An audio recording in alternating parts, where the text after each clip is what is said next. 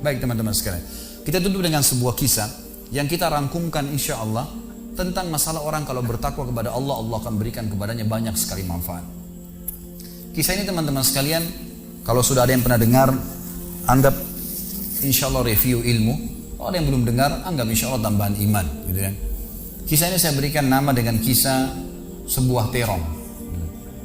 Ada seorang anak muda di Damaskus, di ibu kota Syria, di zaman tabi'in dulu, pernah datang ke sebuah masjid namanya Masjid At-Taubah. Masjid At-Taubah ini zaman tabi'in ada. Ada seorang tabi'in masyhur di situ tinggal, jadi imam juga jadi alim, mengajar tiap hari.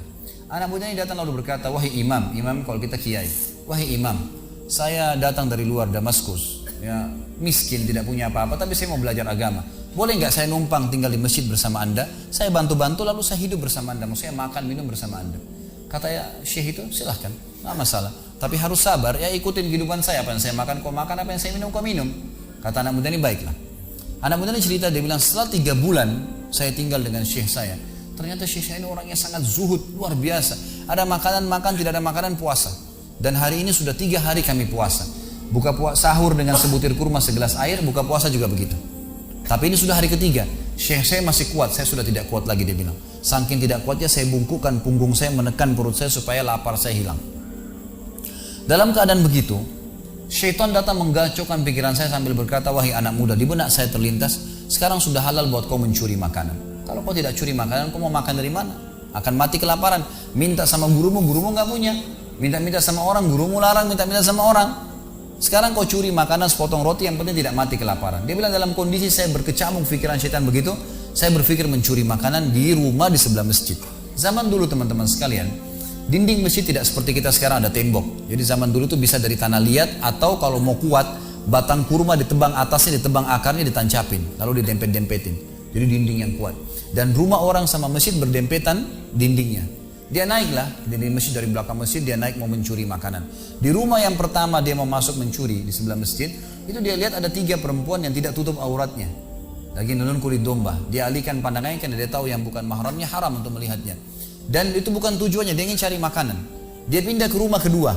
Waktu dia pindah ke rumah kedua, dia lihat dari atas rumah karena pakai pelapa-pelapa kurma, jadi kelihatan nggak ada orang, tapi ada bau masakan. Kena laparnya dia turun ke dalam, dia masuk ke dapur, ditemukan ada panci yang lagi dipakai masak dengan kayu bakar. Di dalamnya ada, waktu dia buka, air yang sedang direbus 2 buah terong yang sudah matang.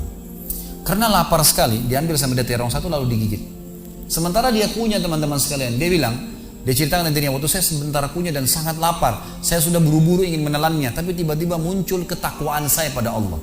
Muncul ketakutan saya pada Allah, kepatuhan saya sama Allah. Lalu saya berkata dengan diri saya, subhanallah, syaitan berhasil membuat saya melakukan 3 dosa sekaligus. Yang pertama, masuk rumah orang tanpa izin, dosa. Yang kedua, mencuri, mengambil terong itu. Dan yang ketiga, saya sedang memakan makanan yang haram. 3 dosa sekaligus. Maka dia bilang, tidak mungkin Allah membuat saya mati kelaparan karena meninggalkan yang haram. Karena Nabi Muhammad SAW sudah bersabda, man taraka sya'nillah abdalahu khairan min. Siapa yang meninggalkan sesuatu karena Allah, Allah akan gantikan yang lebih baik darinya. Lalu saya lempar gumpalan makanan terong itu ke lantai dapur tersebut, lalu saya kembali ke masjid. Dan masih ada pengajian, saya tidak bisa tangkap apa yang sedang dibahas karena laparnya. Waktu bubar pengajian, dia bilang, guru saya duduk di kursinya, saya pun duduk di tiang salah satu masjid. Ada 1 orang tua di belakang masjid. Lalu masuklah seorang wanita dari pintu masjid bercadar, berbicara dengan guru saya sambil guru saya menundukkan pandangannya. Setelah itu guru saya mengangkat kepalanya lalu melihat ke arah saya dan memanggil, kesinilah muridku. Datanglah saya, kata anak muda ini. Lalu ditanya oleh guru saya, apa kau sudah menikah? Dijawab oleh muridnya, belum. Lalu ditanya 2 kali, apa kau ingin menikah? Dia tidak jawab. Apa kau ingin menikah? Tidak jawab. Sampai 3 kali, apa kau ingin menikah? Dia tidak jawab.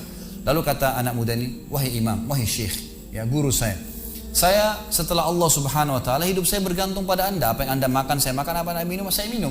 Sekarang sudah 3 hari kita punya makanan dan minuman, puasa. Dan saya sangat lapar. Kalau saya nikah, saya mau beri makan dari mana istri saya? Lalu kata syekhnya, ini perempuan di sebelah saya yang bercadar, baru selesai masa iddah meninggal suaminya, 4 bulan 10 hari. Dan dia ditinggalkan harta yang cukup, dia masih muda, dia takut fitnah. Dia ingin saya carikan jodoh, saya anggap kamu cocok, kamu mau? Dia bilang iya. Tanya perempuan, kamu mau? Dia bilang iya. Syekhnya keluarin kendi dari kamar, dikasihkan jadi mahar, panggil walinya perempuan, panggil 2 saksi, kalimat akad, selesai. Hitungan menit nih. Lalu kata syekhnya, pulanglah ke rumah istrimu. Saatnya sekarang kamu pulang, udah. Nanti kalau mau sholat, mau ibadah, silakan datang ke masjid. Sudah nggak perlu lagi numpang di masjid. Pulanglah dia sama istrinya. Dia ceritain, Dia maksud saya jalan sama istri saya masih malu-malu, baru nikah. Dan ini kan memang hitungan menit nih. Ya, dia baru tadi kelaparan, tiba-tiba sekarang sudah nikah gitu. Dia bilang saya jalan. Keluar dari masjid, lewat di rumah pertama yang dia tadi manjat mau mencuri, dilewatin sama istrinya. Begitu masuk, tiba di depan pintu rumah kedua yang dia manjat, gitu kan? Istrinya berhenti, buka pintu rumah lalu berkata, masuklah suamiku, ini rumah kita. Rumah yang tadi dia mencuri nih. Maka dia pun bilang, saya masuk ke ruang tamu, saya melihat di atas, ini benar rumah tadi yang saya masuk mencuri. Istrinya bilang, wahai suamiku, tadi saya dengar Anda sudah 3 hari nggak makan, mau makan? Dia bilang iya. Istrinya masuk ke dapur, ditemukan apa? Panci terbuka, terong yang sudah digigit. Ini kisah nyata nih. Tiba-tiba perempuan ini bilang, siapa yang makan terong saya? Spontan gitu, teriak gitu kan. Pada saat dia teriak, maka si laki-laki ini mengucapkan kalimat begini. Ini dari saksi bahasan kita. Dia mengatakan, kesinilah istriku. Demi Allah begini ceritanya. Kronologisnya saya manjat, saya turun, saya lapar, saya makan. Dan demi Allah sebelum saya telan, karena saya takut sama Allah, saya lempar ke dapur, ke lantai dapurmu dan belum kering tuh. Gitu kan.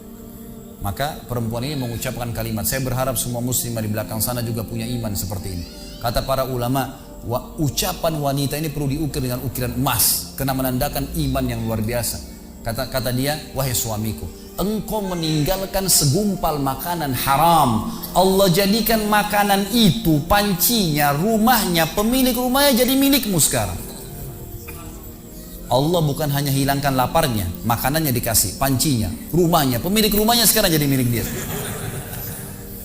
Orang yang bertakwa kepada Allah diberikan jalan keluar, teman-teman sekalian. Jadi bertakwalah sama Allah, hanya patuh dan tunduk kepadanya. Semua yang baik di mata Allah, semua yang buruk juga di mata Allah SWT. Dan jangan pedulikan urusan dunia ini, jalankan sesuai dengan apa yang Allah SWT inginkan. Allahu a'lam. Mungkin sampai sini dulu. Mohon maaf karena saya harus buru-buru. Ini sudah jam berapa nih? 9:30. Hah? Iya, 9:30. Sudah tidak dirasa waktu. Ya, mungkin sampai sini dulu insya Allah. Kita masih ada tema besok subuh. Kita juga masih ada tema sebentar karena saya lagi kemungkinan ada istri saya akan jemput di bandara.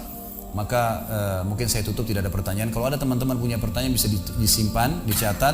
Nanti insya Allah dibahas besok subuh atau pada malam hari. Dan insya Allah juga masih ada ahad subuh nanti. Kan gitu. Masih ada 3 judul yang menunggu. Kenalilah Tuhanmu, kau akan bahagia. Besok subuh, kemudian besok malamnya ada saudaraku, ini ada rahasia rezekimu. Dan kemudian subuh lusa kita akan bahas hidup